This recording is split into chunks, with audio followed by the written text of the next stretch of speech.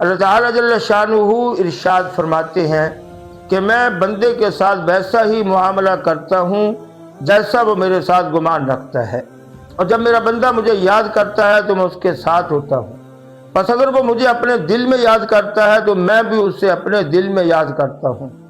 اگر میرا بندہ میرا ذکر مجمع میں کرتا ہے تو میں اس سے بہتر یعنی فرشتوں کے مجمع میں اس کا ذکر کرتا ہوں، اور اگر بندہ میری طرف ایک بالشت متوجہ ہوتا ہے تو اللہ فرماتے ہیں میں ایک ہاتھ اپنے بندے کی طرف متوجہ ہوتا ہوں۔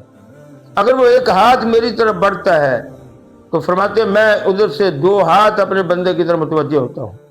اگر میرا بندہ میری طرف چل کر آتا ہے تو فرمایا میں اس کی طرف دوڑ کر چلتا ہوں، میری رحمت بھاگ کر اس کو اپنی آغوش میں لے لیتی ہے۔